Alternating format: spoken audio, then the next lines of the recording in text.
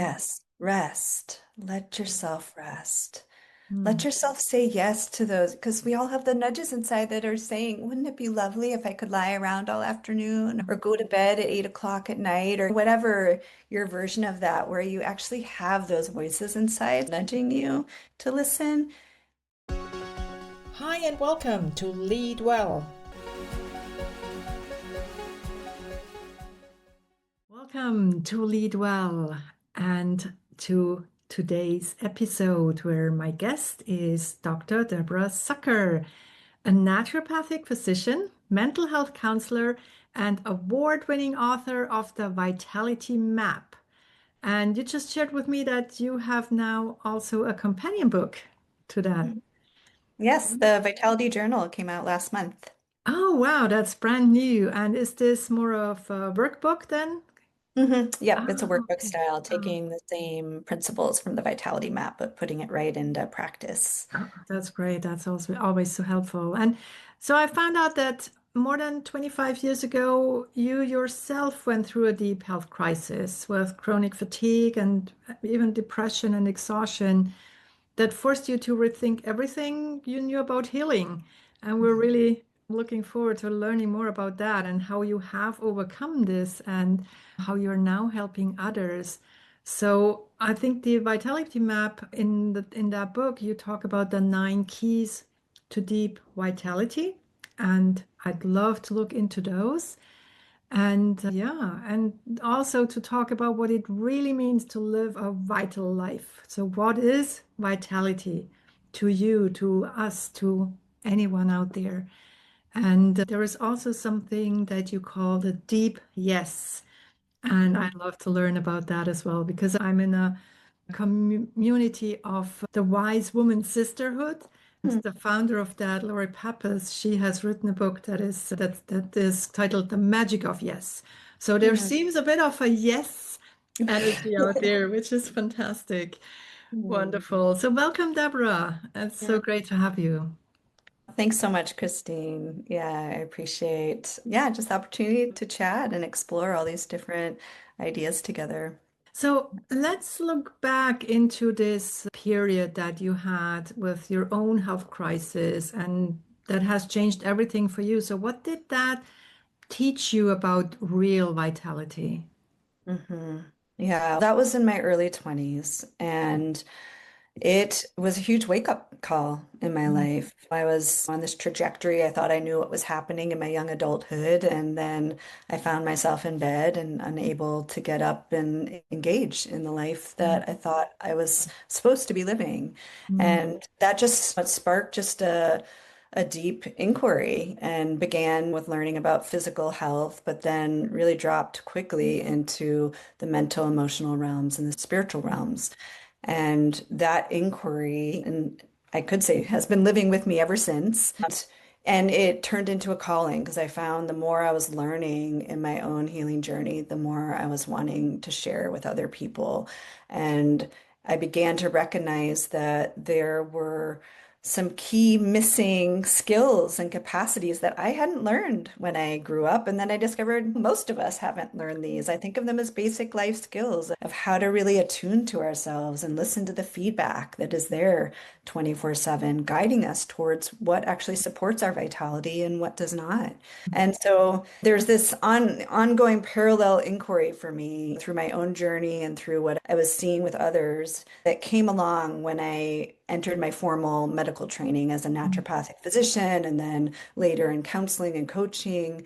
And it continued to just clarify, oh, there's these principles that I see as more of the deeper foundation of our relationship with ourselves and how we can move through life oriented towards our own well-being that were being missed in those mm, trainings.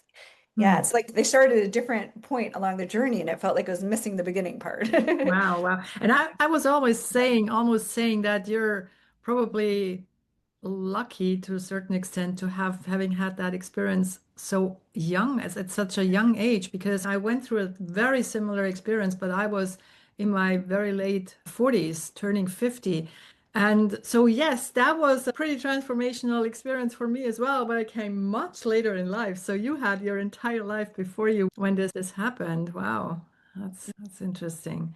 Now, you say that in this vitality map, the 9 keys, which one do you think or do you see people struggle most with? I don't know if I can answer that just because everyone's journey is so unique. And I guess I'll just name the first key is Hmm. honoring your unique life. And so, in a lot of ways, this I would say is the foundation that maybe most of us struggle with, which is really learning to turn towards ourselves with love and kindness and a reverence for this life that we have. We might get that cognitively.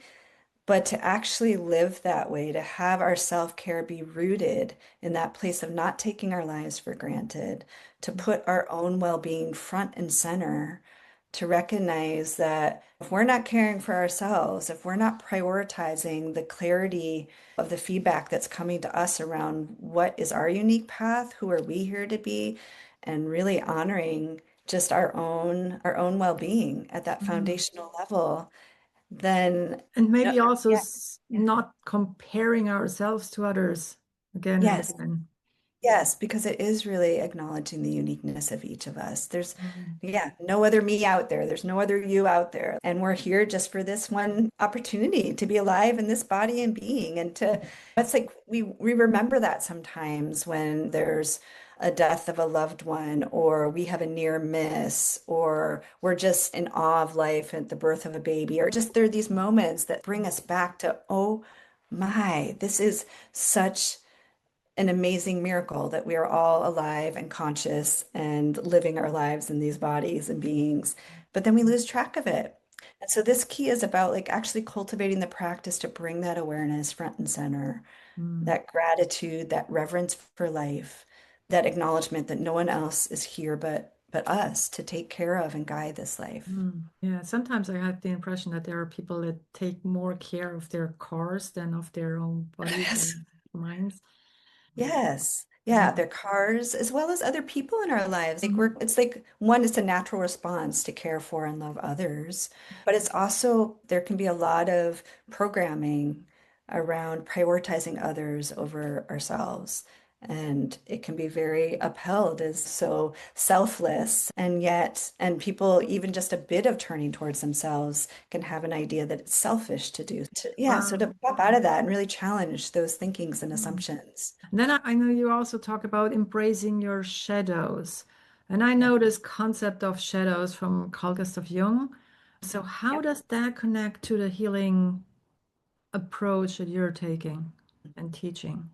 Yeah, so this too, I think, is a big missing piece in our journeys of self-care and of even just guiding ourselves in our lives, that Mm. there are parts of us that are unconscious, that are running the show. And these parts are often rooted in our own wounding or trauma or what was passed down to us intergenerationally, or simply what was modeled to us, the people that were around us when we were younger, what society tells us. And so we have these inner personas or identities that are running the show unconsciously that might be counter to what we might, our truth, our actual, when we drop in and we're more centered and aware, they can feel counter to that. So this shows up in people's self-care journeys when they are trying to actualize a change in their lives and live in a different way, and they keep watching themselves self-sabotage Mm. or avoid or resist and give in to those patterns.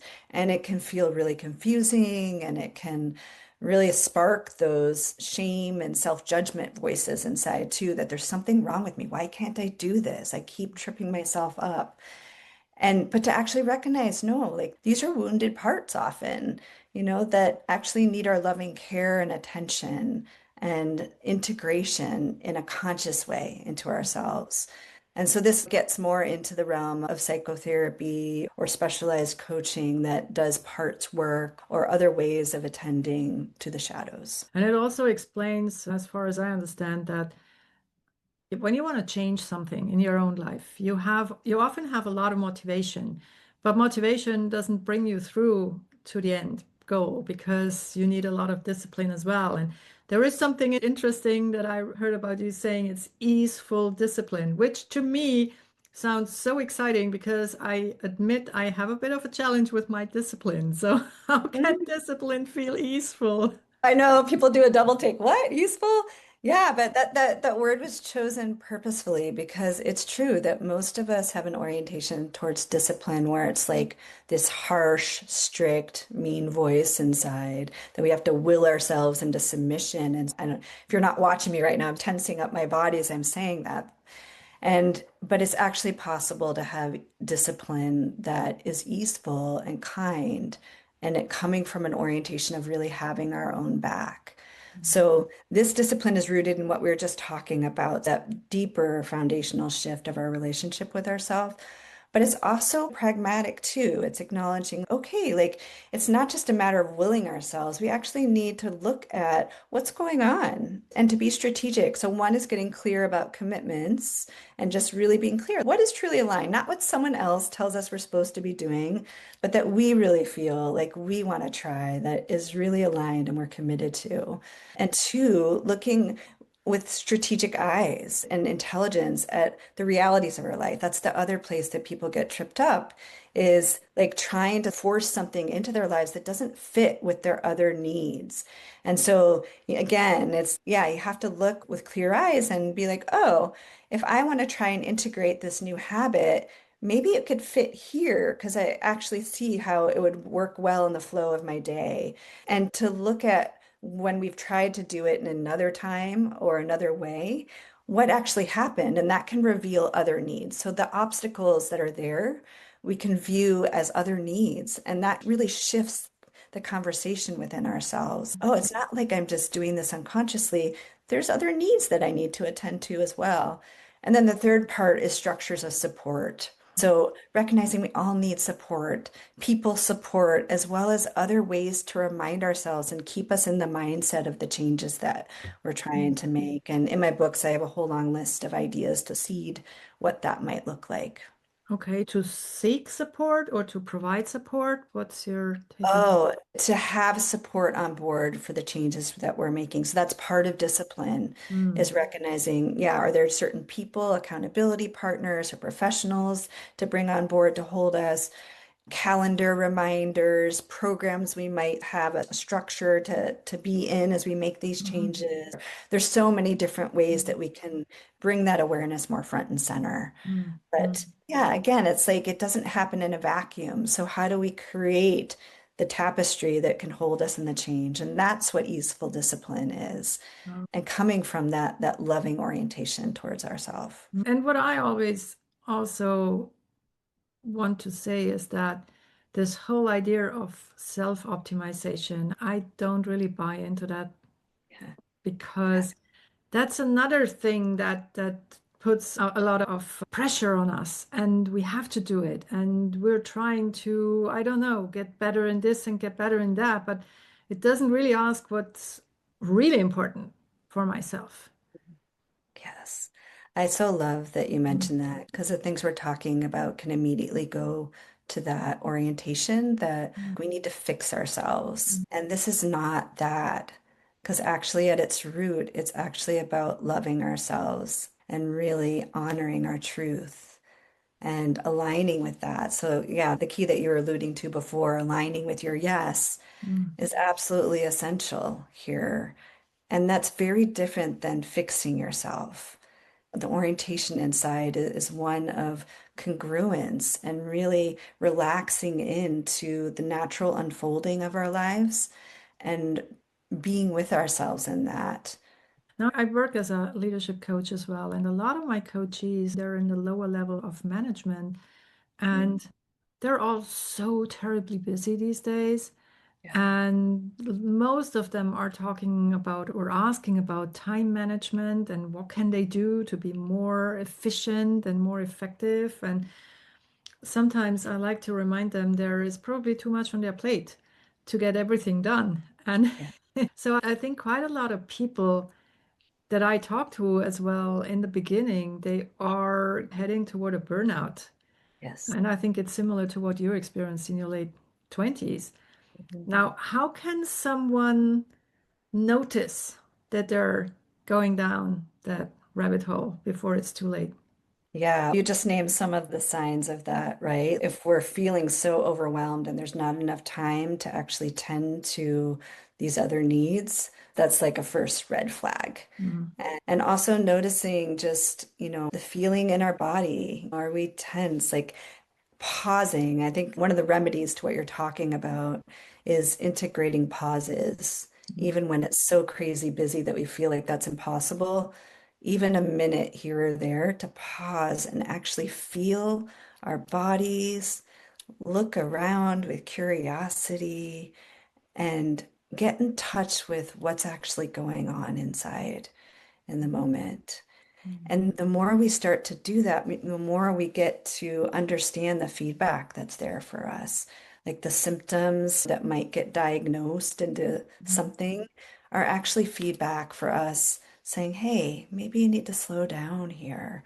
Or, yeah, maybe you need to, as you were saying, like prune some things from your life that mm, really aren't aligned, that you think you're supposed to be doing, that other people told you, or that's modeled as the way to do it that really aren't congruent, that will free up some energy mm, and more space. mm. And I do feel like that, yeah, in this day and age, for so many of us, like that's one of the biggest medicines there, just to slow down Yeah. and create some I- more space.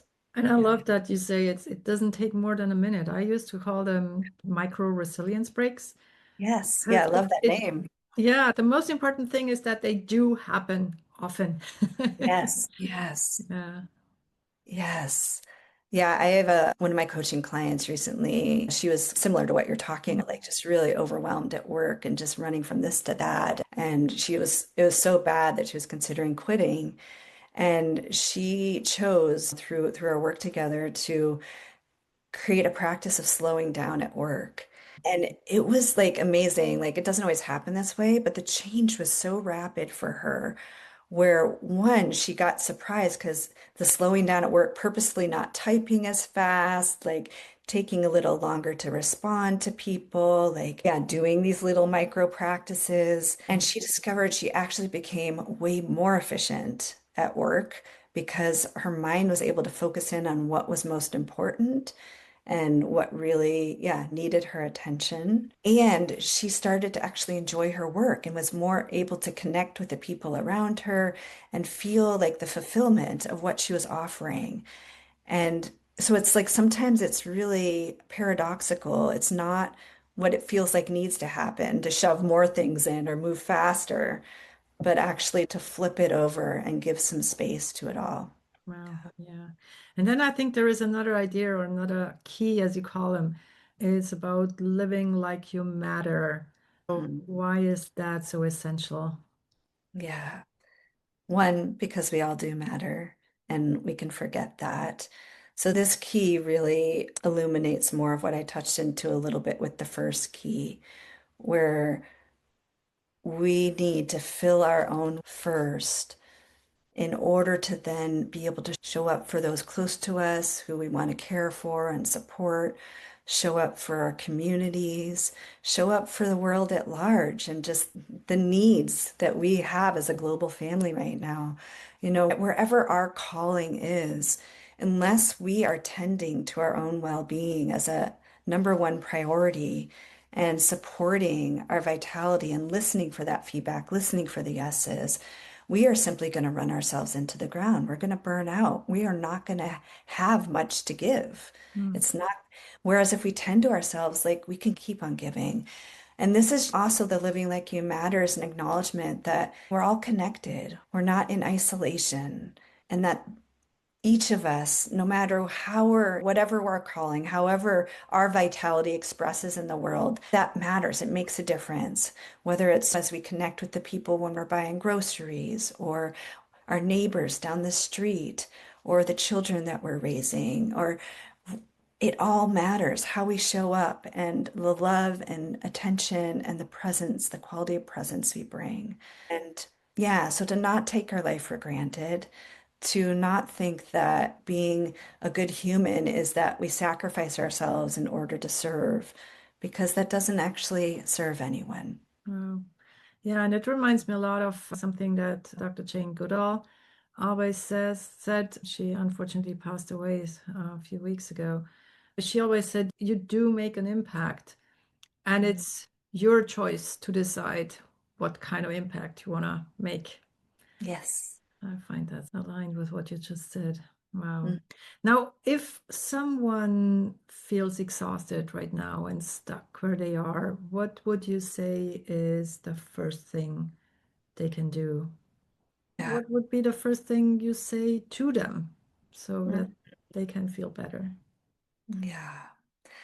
The first thing is to, I mean, it's what I've already been saying, to slow down enough to turn towards ourselves with that loving kindness and listen for what's the feedback that this exhaustion is offering.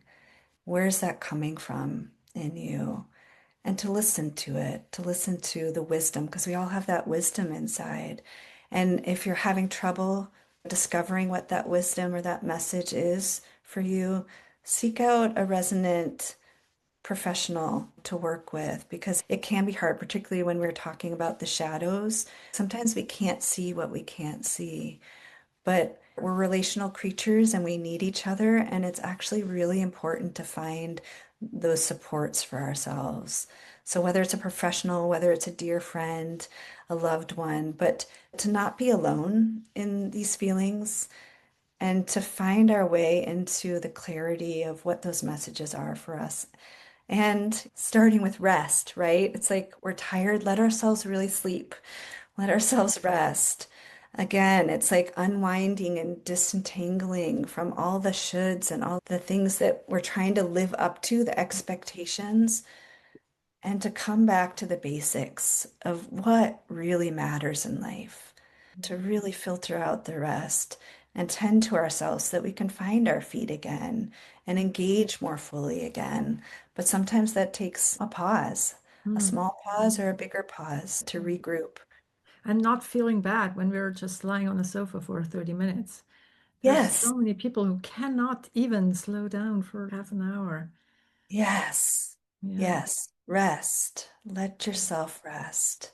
Let Hmm. yourself say yes to those because we all have the nudges inside that are saying, wouldn't it be lovely if I could lie around all afternoon or go to bed at 8 o'clock at night or whatever your version of that, where you actually have those voices inside nudging you to listen? Like, just what would it be to just say yes to that?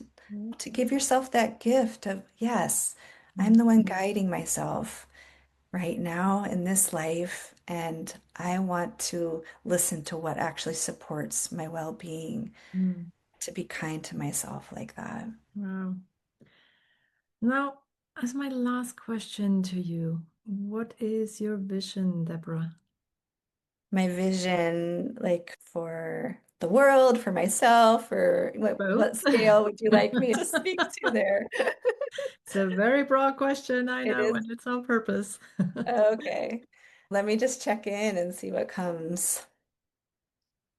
Yeah, what's coming through is that we live in a world where what we're touching into today in this conversation is the way that we move through life. That as young people, we are taught how to listen to our bodies and the messages that are there, and to really know how to guide ourselves and take care of ourselves. And that becomes a translation of wholehearted living, of living with a loving presence that we extend to ourselves and others as we move through our days. And that there's a sense of congruence that we feel inside, a feeling of being at home in ourselves. Mm, And yeah, the courage and sometimes the vulnerability to really follow those yeses and really live into the uniqueness of who we're each here to be. mm, wow. It feels good. Just by listening to you, I already slowed down. Mhm. That's Mhm. wonderful. Now, we talked about your book. Where can people find more about you other than reading your book? Yeah, my business is Vital Medicine. Vitalmedicine.com is my main website, and I actually have a page just for podcast listeners, Mm, vitalmedicine.com/podcast, which has, it's just one page that gives you links to the books. It offers you a free guide to the 9 keys to deep vitality. And if you choose to sign up for one of my women's circles or retreat programs or virtual coaching, I'll offer an initial 15% discount. So just as a thank you for listening to these episodes and supporting this kind of work in the world. Yeah, I can only say a huge thank you Mm, for sharing your work today, but also for doing the work you're doing because it just feels that you're bringing a lot of good into the world. Thank you for that. Likewise, Christine. Yeah, yeah. Thank you so much for having me. This was Lead Well. Now, what is the one thing that you're taking away from this episode? Please share in the comments below and do share the podcast with your friends and family, but only if you like it.